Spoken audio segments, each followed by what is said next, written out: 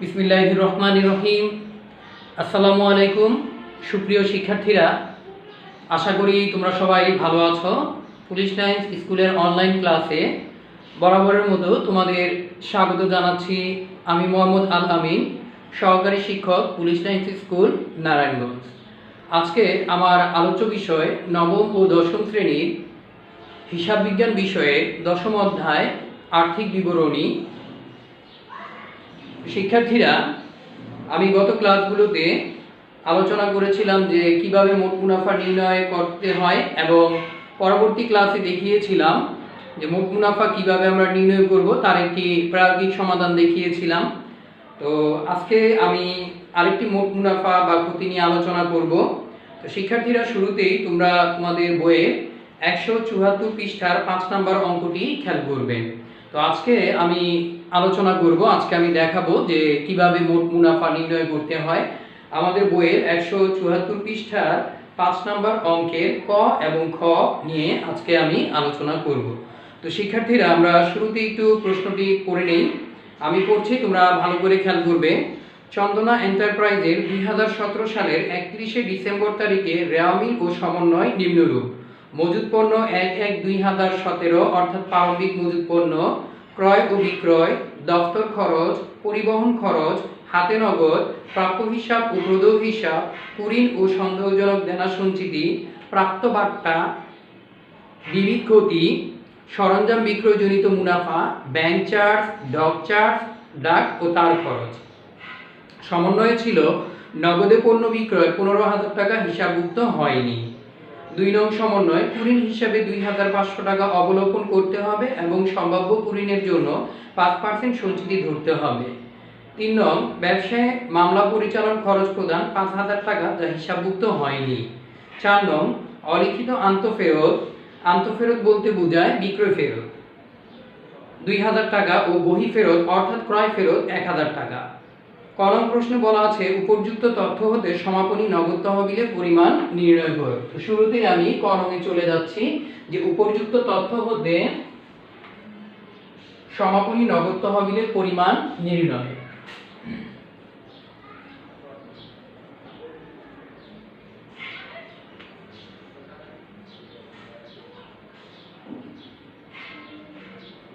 উপযুক্ত তথ্য হতে সমাপনী নগদ তহবিল নির্ণয়। এর জন্য আমরা ঘর কাটবো, বিবরণ এবং 2টি টাকার ঘর।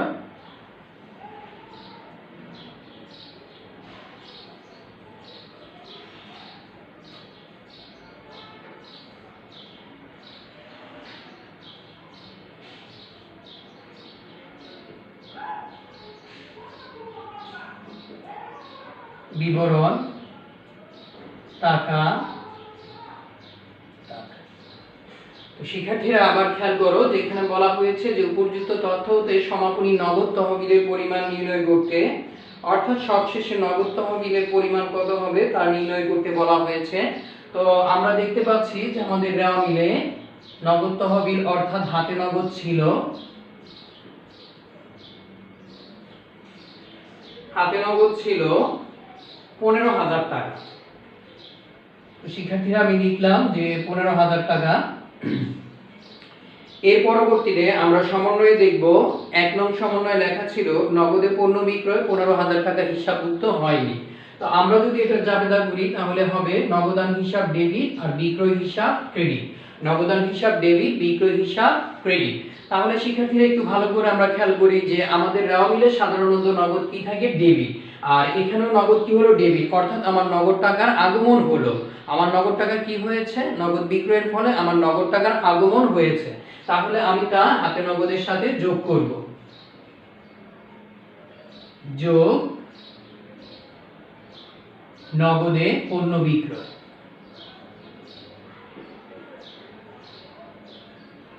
বা আমরা এটাকে অলিখিত হাতে নগদ বা অলিখিত নগদ তহবিলও লিখতে পারি। নগদে পণ্য বিক্রয় ছিল 15,000 টাকা।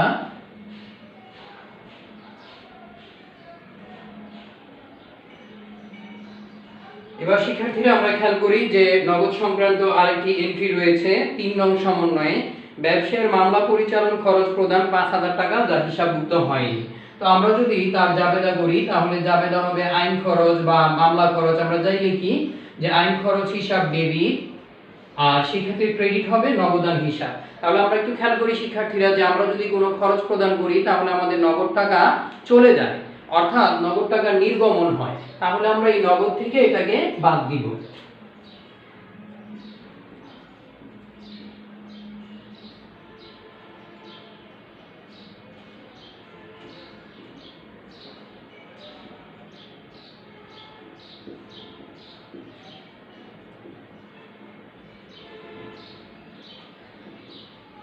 মামলা পরিচালন খরচ, মামলা পরিচালন খরচ রয়েছে 5,000 টাকা।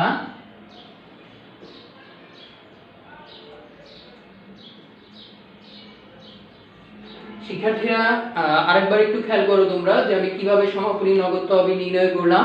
প্রথমে আমি রেওয়া মিলের যে নগদ তহবিল বা হাতে নগদ রয়েছে তা লিখলাম, লেখার পরে আমি সমন্বয়গুলোকে খেয়াল করলাম যে আমাদের যে 1 নং সমন্বয় ছিল তাতে বলা হয়েছিল নগদে পণ্য বিক্রয় 15,000 টাকা হিসাবভুক্ত হয়নি।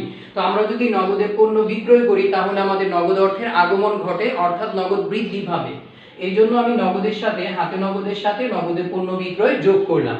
এবং পরবর্তীতে আমাদের 3 নং সমন্বয়ে ছিল ব্যবসায়ের মামলা পরিচালন খরচ প্রদান 5,000 টাকা যা হিসাবভুক্ত হয়নি। তো মামলা পরিচালন খরচ প্রদান করলে আমাদের নগদ অর্থ চলে যায়, অর্থাৎ নগদ থেকে কমবে, সেই ক্ষেত্রে আমি নগদ থেকে বাদ দিলাম। তাহলে সবশেষে আমার নগদের পরিমাণ কত হলো? 25,000 টাকা। এটাই হলো যে উপযুক্ত তথ্য হতে সমাপনী নগদ তহবিলের পরিমাণ। তো আশা করি শিক্ষার্থীরা তোমরা বুঝতে পেরেছো। এবার আমি খ নং প্রশ্নে চলে যাব।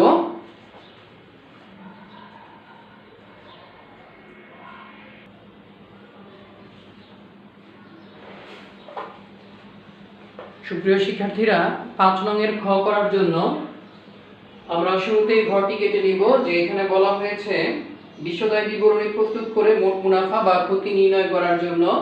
তো শুরুতেই আমরা প্রতিষ্ঠানের নাম লিখব চন্দনা এন্টারপ্রাইজ, বিশদায় বিবরণী 2017 সালের 31শে ডিসেম্বর তারিখে সমাপ্ত বছরের জন্য। তাহলে এই কথাগুলো আমরা লিখে নিব, লেখার পর ঘর কাটবো, বিবরণ 3টি টাকার ঘর।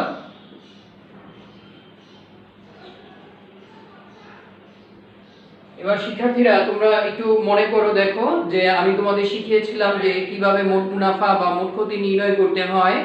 নিট বিক্রয় থেকে বিক্রিত পণ্যের ব্যয় বাদ দিয়ে, আমি আবারও বলছি, নিট বিক্রয় থেকে বিক্রিত পণ্যের ব্যয় বাদ দিয়ে মোট মুনাফা বা মোট ক্ষতি নির্ণয় করতে হয়। তো আমরা শুরুতে দেখব অঙ্কে যে বিক্রয় কত টাকা আছে। বিক্রয়, যদি বিক্রয়ের সাথে কোনো কাজ না থাকে সেই ক্ষেত্রে আমরা এটাকে তৃতীয় ঘরে লিখব, আর যদি কাজ থাকে তাহলে আমরা দ্বিতীয় ঘরে লিখব। এখানে কাজ ছিল তাহলে আমি লিখলাম দ্বিতীয় ঘরে 3,50,000। এবার আমরা দেখব যে এর কোনো ফেরত রয়েছে কিনা। এরা মিলে কোনো ফেরত নেই। এবার চলে যাব সমন্বয়ে। সমন্বয়ে প্রথমে 1 নম্বরে আমরা দেখলাম যে নগদে পণ্য বিক্রয় 15,000 টাকা হিসাবভুক্ত হয়নি। তো এটার ফলে কি ঘটেছে ব্যবসায়ে, যে নগদ অর্থ বৃদ্ধি পেয়েছে এবং বিক্রয়ের পরিমাণও কিন্তু বৃদ্ধি পেয়েছে। তাহলে এই 1 নম্বর সমন্বয়টি আমাদের বিক্রয়ের সাথে কাজ করতে হবে। যেহেতু এর ফলে বিক্রয় বৃদ্ধি পেয়েছে এই জন্য আমরা বিক্রয়ের সাথে যোগ করব, যোগ অলিখিত বিক্রয়।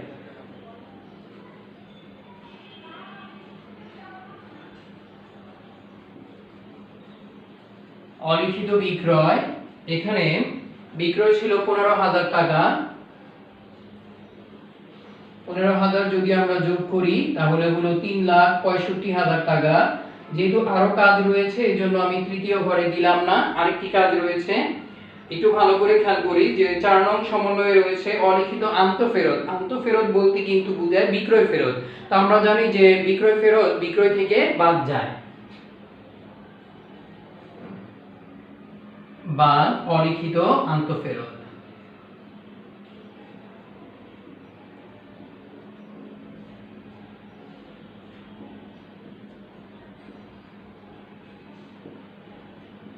অলিখিত আন্তঃফেরত এখানে রয়েছে 2000 টাকা, এটা আমরা বাদ দিব।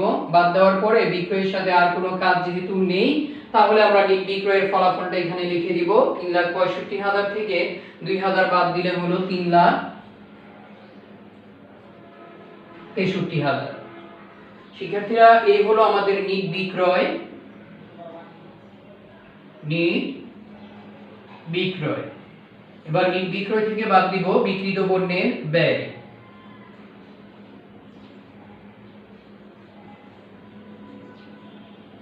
বিক্রিত পণ্যের ব্যয়। নিট বিক্রয় থেকে বাদ দিব কি? বিক্রিত পণ্যের ব্যয়। বিক্রিত পণ্যের ব্যয় আমরা কিভাবে নির্ণয় করি? প্রারম্ভিক মজুত পণ্য, নিট ক্রয় সংক্রান্ত খরচ এগুলো যোগ করে তার থেকে সমাপনী মজুত পণ্য বাদ দিই। তাহলে শুরুতেই দেখি প্রারম্ভিক মজুত পণ্য রয়েছে আমাদের রেওয়া মিলে। আর এই ক্ষেত্রে আমরা টাকাগুলো লিখব 2 নং ঘরে, আর কাজ থাকলে লিখব প্রথম ঘরে। মজুত পণ্য 1/1/2017, অর্থাৎ প্রারম্ভিক মজুত পণ্য। এখানে প্রারম্ভিক মজুত পণ্য রয়েছে 40,000 টাকা। এর পরবর্তীতে আমরা নিট ক্রয় বসাবো। তো এখানে ক্রয় রয়েছে 1,90,000 টাকা।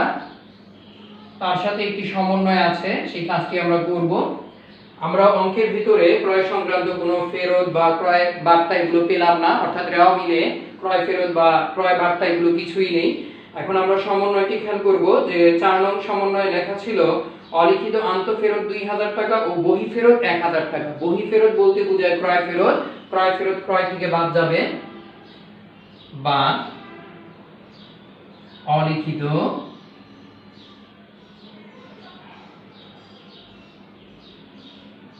বহি ফেরত।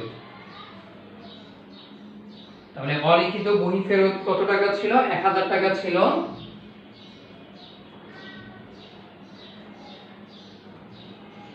তো 1000 যদি আমরা বাদ দিই, তাহলে আমরা নিট ক্রয় পেলাম 1,89,000। তাহলে শিক্ষার্থীরা, আমরা প্রারম্ভিক মজুত পণ্য বসালাম, নিট ক্রয় বসালাম, এবার বসাবো ক্রয় সংক্রান্ত খরচ। দেখি আমরা অঙ্কের ভিতরে ক্রয় সংক্রান্ত খরচ কি কি রয়েছে। পরিবহন খরচ আছে, আর রয়েছে এখানে ডক চার্জ। তাহলে এই দুটি আমরা দিব।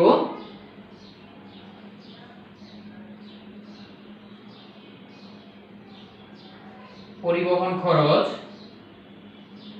পরিবহন খরচ রয়েছে 3000 টাকা।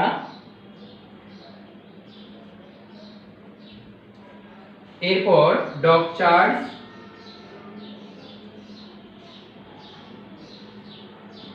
ডক চার্জ রয়েছে 1200 টাকা।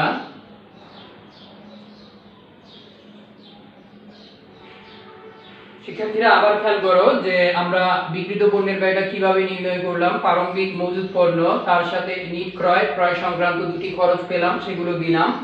দেওয়ার পর এগুলোকে আমরা যোগ করব।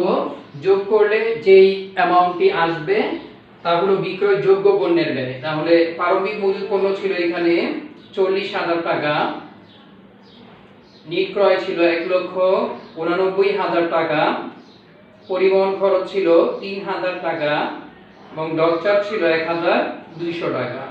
তাহলে আমরা এখানে পেলাম 2,33,200 টাকা। 2,33,200 টাকা, এই হলো আমাদের বিক্রয় যোগ্য পণ্যের ব্যয়। এর থেকে আমরা বাদ দিব সমাপনী মজুত পণ্য।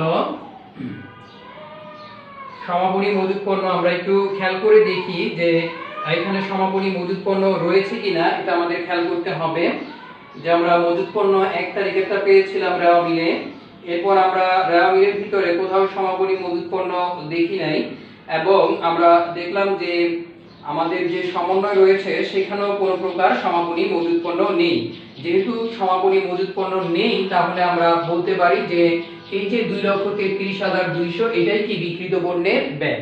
আমি আবারও বলছি, বিক্রিত পণ্যের ব্যয় কিভাবে নির্ণয় করতে হয়। প্রারম্ভিক মজুত পণ্যের সাথে নিট ক্রয় এবং ক্রয় সংক্রান্ত খরচগুলো যোগ করে তার থেকে সমাপনী মজুত পণ্য বাদ দিতে হয়। যেহেতু এখানে সমাপনী মজুত পণ্য নেই, সেহেতু বুঝতে হবে যে আমাদের এই যোগফলটাই হবে কি, যোগফলটাই হবে বিক্রিত পণ্যের ব্যয়। তাহলে বিক্রিত পণ্যের ব্যয় ছিল 2,33,200।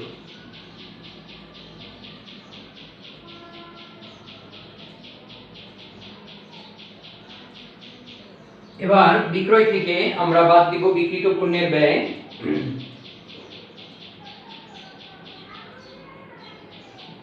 ১,২৯,৮০০।